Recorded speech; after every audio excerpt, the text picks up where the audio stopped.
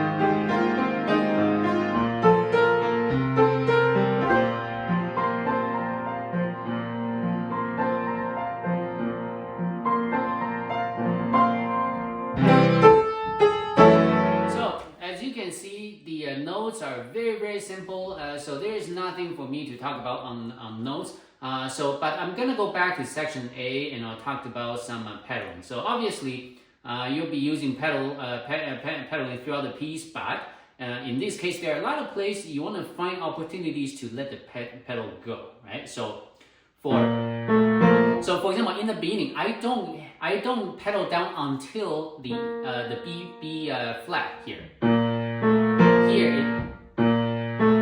Here's where I pedal down, and after I place the C, I play the C, I let the pedal go. Right. So one more time. No pedal, and I do pedal down, change. Right. Actually, pedal off with the A, and on with the B flat.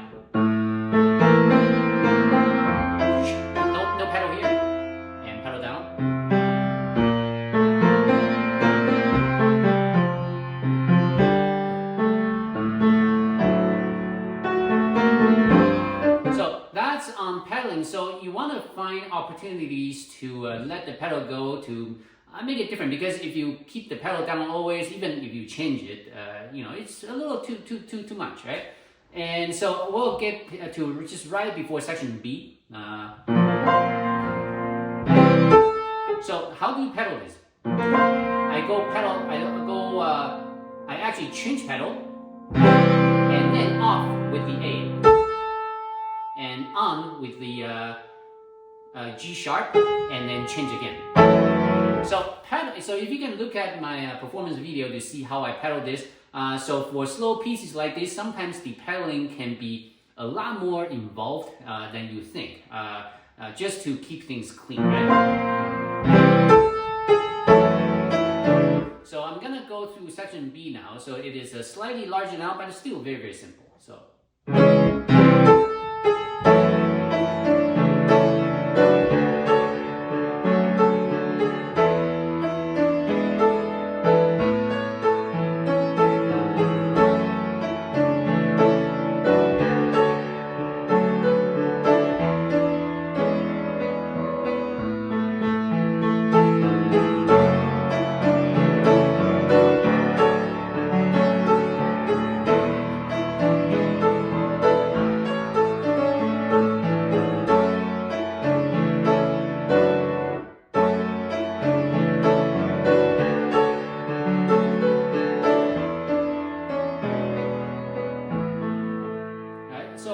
see, it's the notes wise, it's still fairly simple. Just so back to section B.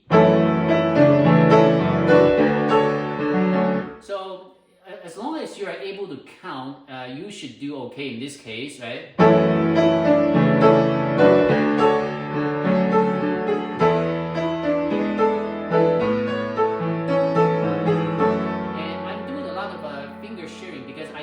Play this chord, right? So I have to play the A with my right hand.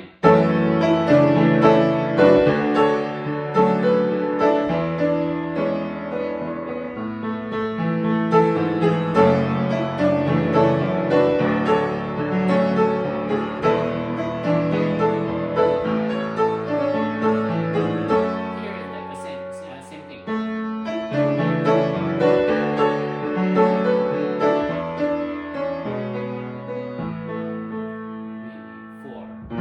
Section C. So section C is kind of like the beginning.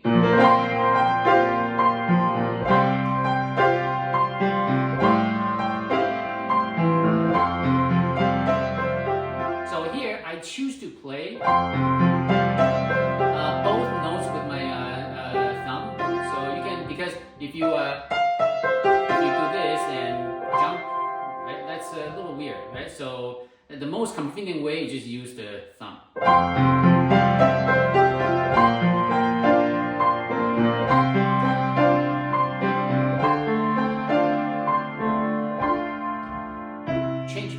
At least do it. So for this, at least do a half pedal change, if not a full pedal change.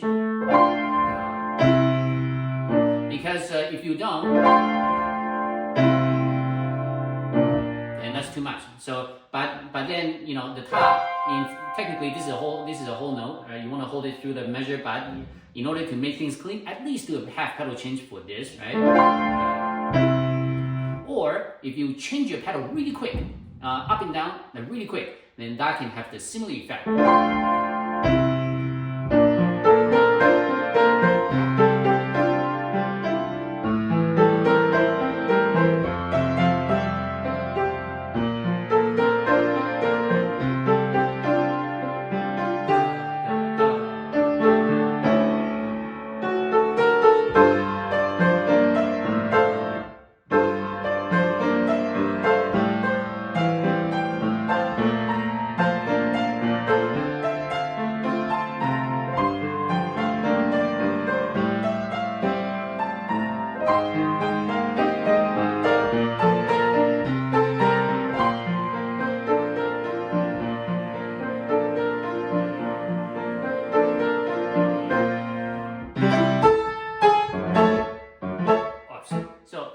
So right before section E, so this part is, it all plays the same as the first couple pages, so there's really not much to do. So right before section E, we have this. So pedal off, pedal down, and up again. And change. Right? So if you look at my performance video, the pedaling around this area can be quite interesting to watch. So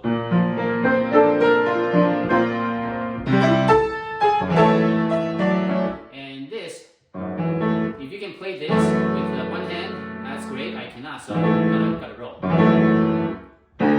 So.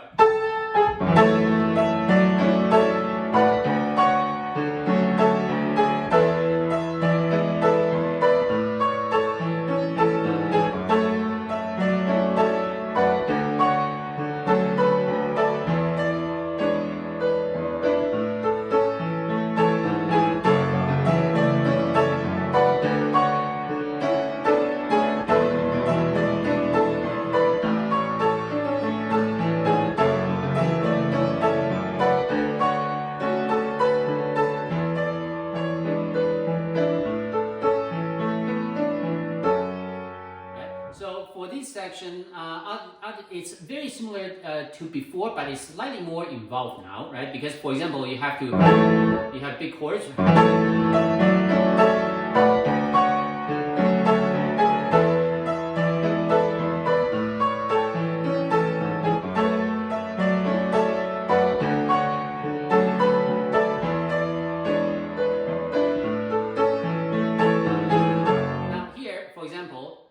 Here you want to make make a mental note that the E, this E matches up with the E on the left hand. So, right? So mentally you can think that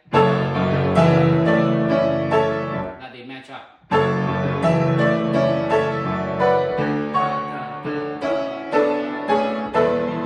Here again, right?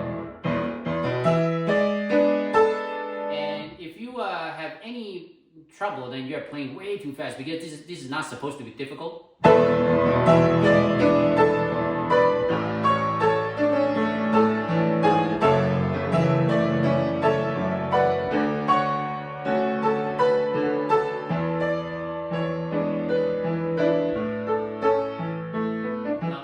So section F will be slightly more involved, so I'll play that slowly.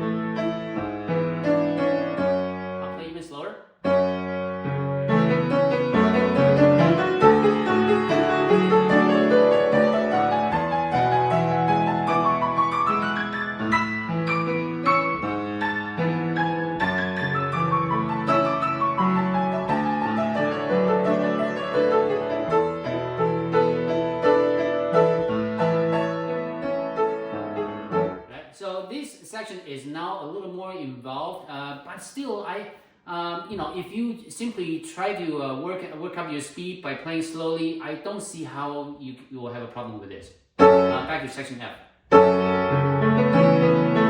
So you want to keep, of course, in the background, you for sure you want to make sure you keep that constant beat going. Don't rush it.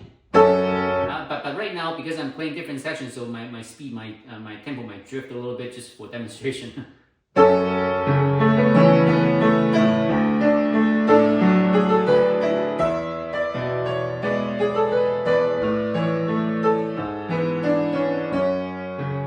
So here, you want to make, right, matching up left and right hand shouldn't be difficult. Here. That's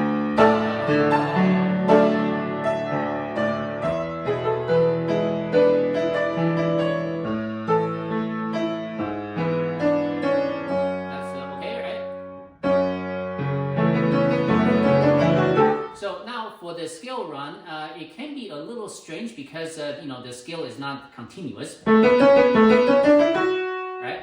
And here is something new.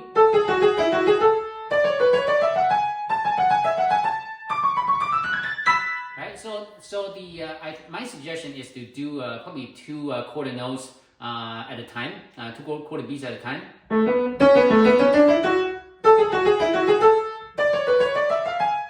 Oops.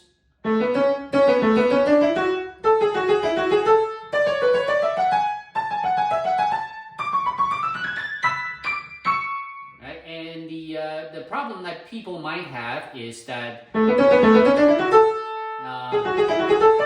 this scale going up, it's not, you might tend to want to play this. You might want to continue with that scale going up, but it doesn't. Right, so this part can be a little tricky. So just play that slowly enough, then you should be okay.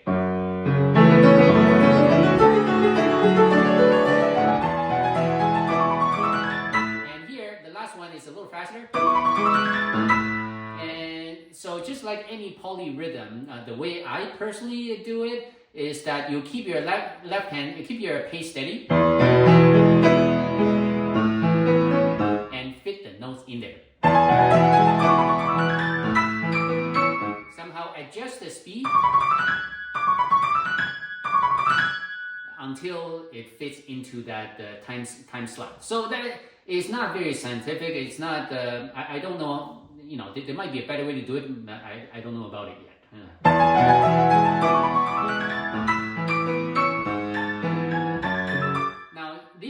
might be a little tricky because you have a lot of 5/4 fingering.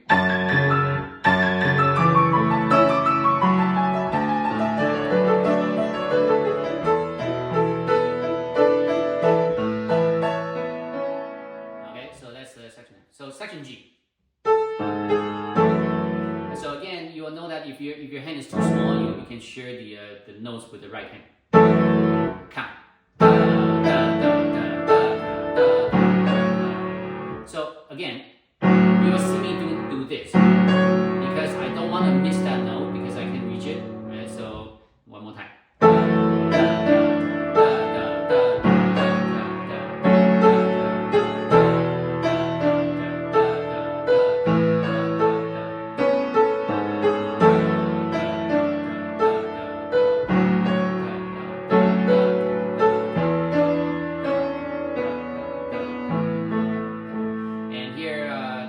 Crescendo and a retard is implied. So, and I have to wait for a bit.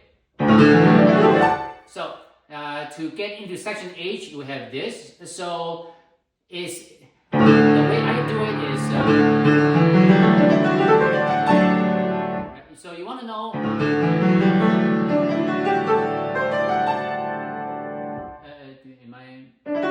So here are the notes, right? So.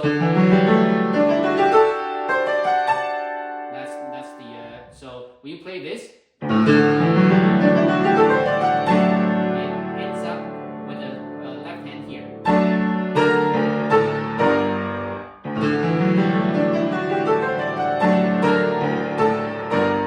And this is your climax here. Alright, so section H. So make sure you don't play like this. Well, actually, that's pretty clear. You want to make sure every 16th notes can be heard. Right?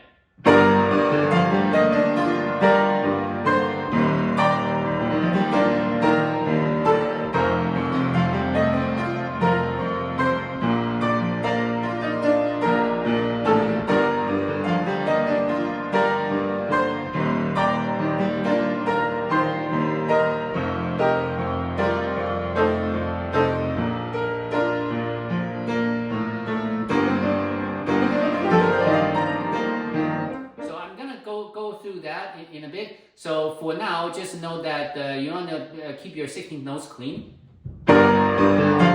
So each note matter, right? You need to match them up.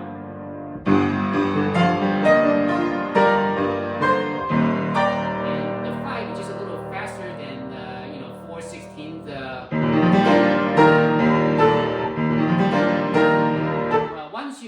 When you play it at full speed, when you listen to your metronome, if you practice with one, please do. It will make more sense. When I play it so slowly, this one will sound a little strange.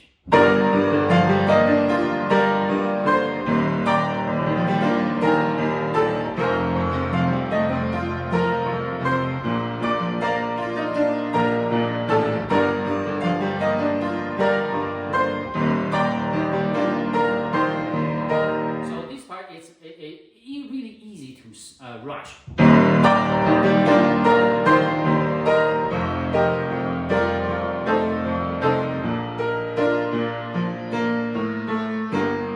And okay, now this scale. Can you do that? The only real work is at the end because you should be able to play scale like this. It's just to send your pinky to the B sharp can take some practice.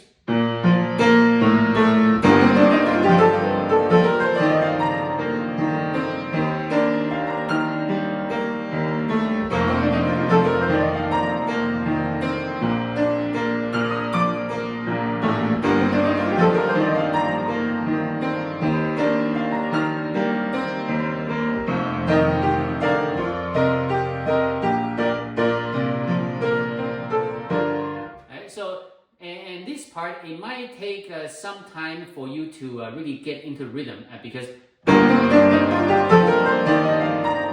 right, so these are like triplets but in sixes, right?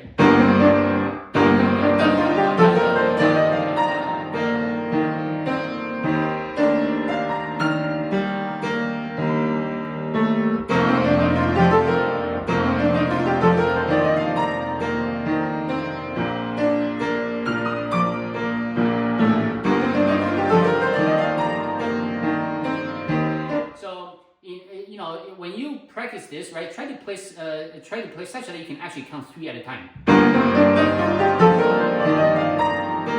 Right? So I'm gonna exaggerate by playing an accent on every 3.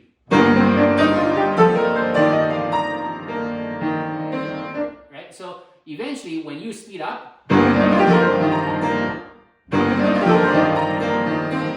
it should just work. And when your notes are ready, when you are ready to speed up, the one thing to keep in mind is that to match up with the left hand, your right hand to match up with the left hand, it happens at the A. So that's how you remember it. Right, so hopefully this makes sense. So I'm at the I'm gonna do beginning of this last page one more time.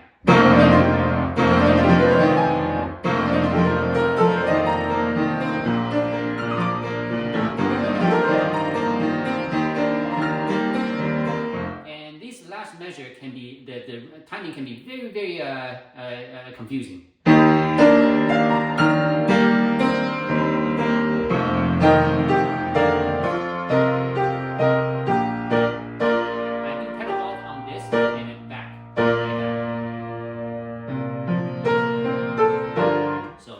So that will be pretty much the most difficult section in this piece, which is, once you get by it, it's easy. Section I to the end, so easy. I'm just going to play through it.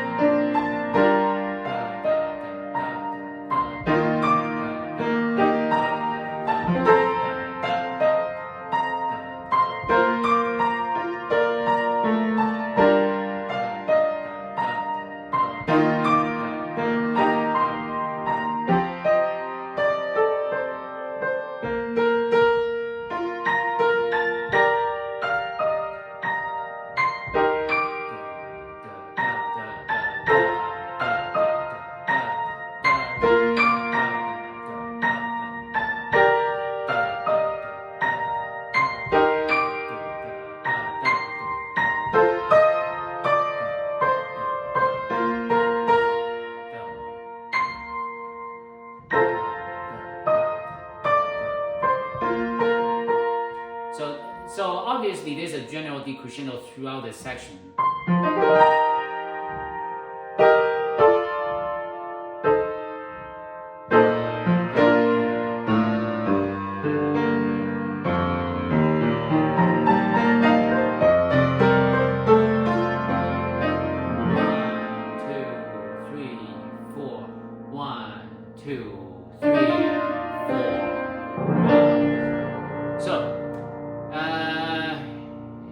I don't have much else to say about this. So if you have, quite something, you get stuck on something, let me know in the comment section below and I'll try to help you out. Until next time, goodbye.